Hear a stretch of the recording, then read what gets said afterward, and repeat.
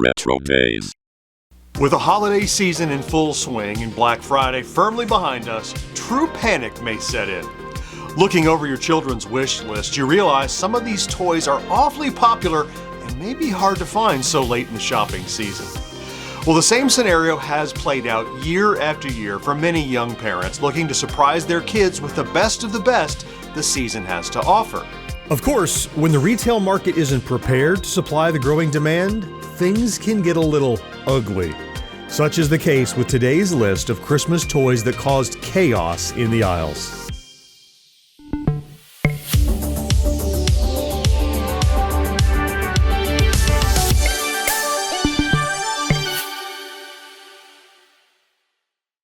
We're starting off with perhaps the most famous example of a toy that caused chaos during the Christmas season, and the one we covered briefly in our episode, 80s Toys That Defined Us. But fear not, we'll only recycle, let's say, 15% of that script today. Cabbage Patch Kids were so insanely popular, they set off a frantic holiday season buying frenzy in 1983, which resulted in vicious fights among buyers, widely known as the Cabbage Patch Riots. The resulting shortage led to a thriving black market and disappointed children on Christmas morning. I'm waiting since 7 o'clock out there, and they just pushed in like cattle. It was ungodly. I'm very disappointed now my daughter won't have one for Christmas. The prevailing story of Cabbage Patch Kids' creation claimed that Xavier Roberts started making these dolls and selling them, along with their birth certificate and adoption papers, at craft fairs. Eventually, the dolls became so popular, Roberts could no longer keep up with the demand and signed a deal with Coleco to take over manufacturing. While all of this is true, it leaves out the bit at the very beginning when Roberts collaborated with folk artist Martha Nelson Thomas, who was the original creator of the dolls she called Doll Babies. For a while, she allowed Roberts to sell her dolls in his gift shop, but when she asked him to stop, he instead co-opted her idea and created cloth dolls called Little People. It's reported that Thomas later sued and Roberts settled out of court for an undisclosed amount in 1985. Of course, that was long after Roberts had made his mark with Cabbage Patch Kids, based largely on his method of sales. The true genius of the new endeavor was the lengths to which Roberts went to create an entire adoption process around the sales of his Little People. If you want Lana Adora or Rosalie Jenny, you can't buy them. No, we don't sell babies. We adopt them, and they pay an adoption fee. Roberts insisted that he wasn't selling the unique cloth dolls, rather consumers were adopting them, complete with little adoption certificates and names. This marketing campaign was so popular that he even went on to convert a medical clinic into his very own adoption center. According to Hannah Riley Holtz, the dolls were not made, but rather delivered and adopted by parents who had to raise their right hand and vow their undying love to the toy. Employees of the center, named Babyland General Hospital, had to wear nurse uniforms, and visitors to Babyland could even witness the live birth of a Cabbage Patch Kid, in which licensed patch nurses, LPNs, delivered a baby from Mother Cabbage. Adoption fees for the dolls ranged from $125 to nearly $1,000. Soon after, in 1982, Coleco purchased the rights and began to produce vinyl-face versions of Roberts' dolls, which they named Cabbage Patch Kids.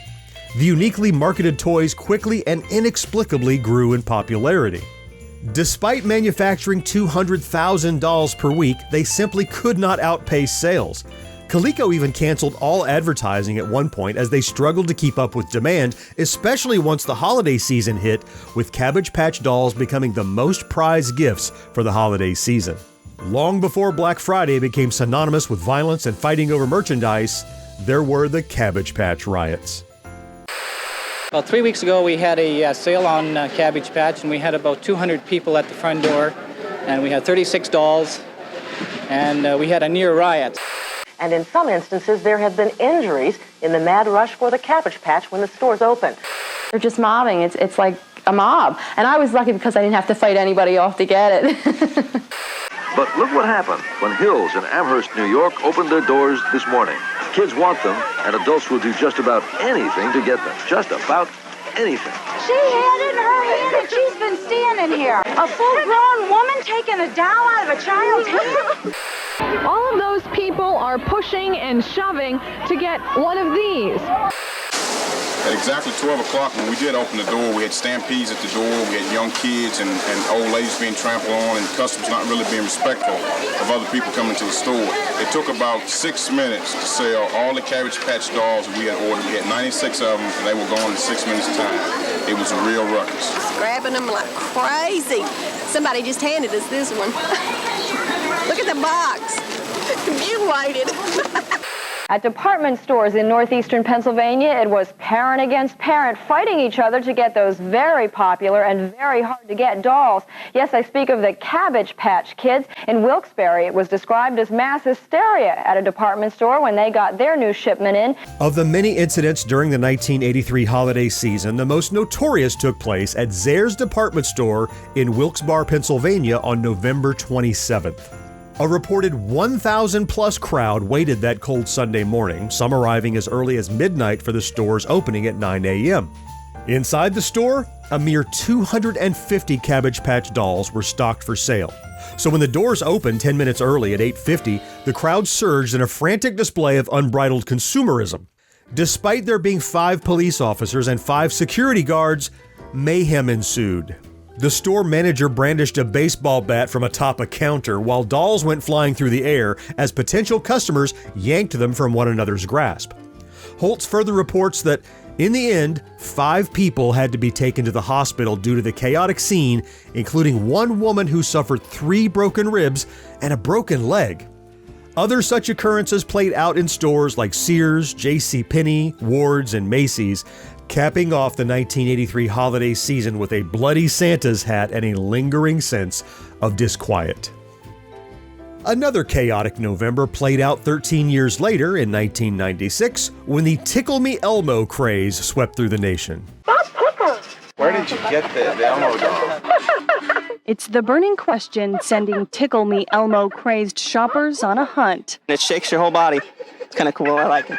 But even a local toy store manager can't seem to find one. That's how hot they are, is I can't get one myself, and I'm the store manager. So what would you do to get one? I bet you tickle me. Pretty much name it and I'd do it. Still others just don't get the Elmo hype. We had heard a couple had gone for several $100s, and I mean, that's just amazing for a toy. I'm glad my kids are past that. No Nintendo 64s, no Elmos this year. Before using Elmo, creators of the toy Greg Hyman and Ron Dubrin initially produced what they called Tickles the Chimp. It was this variation they pitched to Tyco Preschool. According to Cynthia Griffith for Grunge.com, at the time, Tyco only had a plush license for Looney Tunes characters, and the Tasmanian Devil, already a whirlwind of incomprehensible escalating sound, seemed the perfect candidate for Tickle Tech.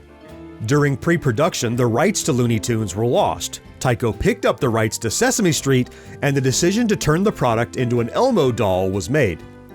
It turns out that the initial run of 400,000 units, which first hit shelves July 1996, remained in stock through the summer.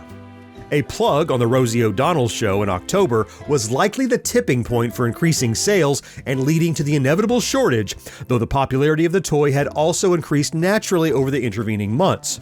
In addition, we can never discount the powerful psychological factors involved when consumers hear about a popular item that is also rare. But even these converging circumstances wouldn't have been enough to give the country a raging case of Elmo fever if the toy weren't at least a little appealing. According to the creators, it was a simple matter of hearing the toy laugh increasingly as you tickled it. In 1996, Ron Dubrin told the Chicago Tribune, "It's true that there had been dolls that laughed before, but it was the way I defined it. It was a doll that giggled when you tickled it, and when you tickled it more, it giggled more." And the former Tyco executive Neil Friedman told Success, "When you played with it the first time, it brought a smile to everyone's faces. It was a magical surprise." Of course, no one was laughing when reality hit that late November. Like the Cabbage Patch riots, things got ugly. On Black Friday, the remaining units from the initial run of Tickle Me Elmo sold out, causing the kind of feeding frenzy that can occur when demand far outweighs supply. According to E.S. Huffman for Uproxx, after marking the toy down to near cost for Black Friday, both KB Toy Stores and Target sold out of their Tickle Me Elmo dolls within an hour. At one Target store in Nashville, it took only 4 minutes. And even though there were another 600,000 units on order, the stage had been set for another round of Christmas chaos, which included violence in stores, fights, consumers chasing delivery trucks, trampled customers, and inflated black market prices fueled by scalpers. According to a New York Times article published that December, the $30 dolls are so rare, in fact, that some entrepreneurs are running newspaper advertisements offering to part with one for $1,000 or best offer. If you weren't of the age to care about Tickle Me Elmo, perhaps you remember the 1996 holiday shopping season better for the Nintendo 64, which had much better stock yet still ran into shortages. It's 4 weeks before Christmas, but the hottest toy this year is already a no-show on most toy store shelves. It's Furby, a 5-inch pet that speaks its own language. Furbish, of course. While still getting an occasional shipment in, retailers say they can't promise they'll get the toy in stock for Christmas. We are no longer taking any phone, mail, or internet orders for Furby, as orders have exceeded our allocation for this most popular electronic pet.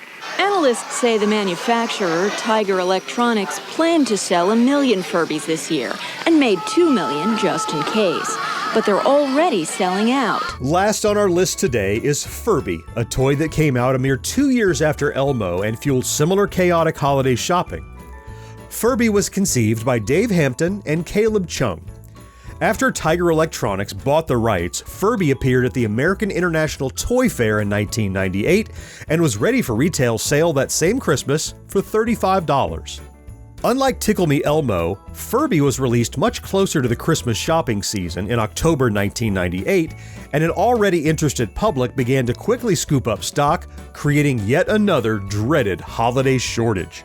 According to journalist Nora Lockwood-Tour, after an article in the September issue of Wired magazine touted it as the hot toy of the year, Furby mania exploded. Since its introduction at FAO Schwartz in early October, Furby has been flying off the toy store shelves. The article further reports that at the 19 KB Toys in Rhode Island and southeastern Massachusetts, thousands waited in line for 6 a.m. store openings last Friday, November 27, 98, including some who arrived as early as 2 a.m. The 200 Furbies at each store sold out within an hour. In addition to scalpers selling Furbies the old-fashioned way, many were also employing the use of eBay, getting upwards of 85 or more apiece. And of course, there were the inevitable moments of violence that November, such as the crowd of up to 200 customers that gathered outside a Lower Nazareth Township, Pennsylvania Walmart. The store had advertised a special Black Friday sale of a limited number of Furbies, which created a shopping frenzy, resulting in Donna Marie Unangst and Judy Roccasanto being injured and later suing the store. Now, sadly, these weren't the only 3 toys to cause chaos during the holiday shopping season. Through the years, there have been dozens of similar incidents of rampant consumerism overtaking logic, morality, and human decency.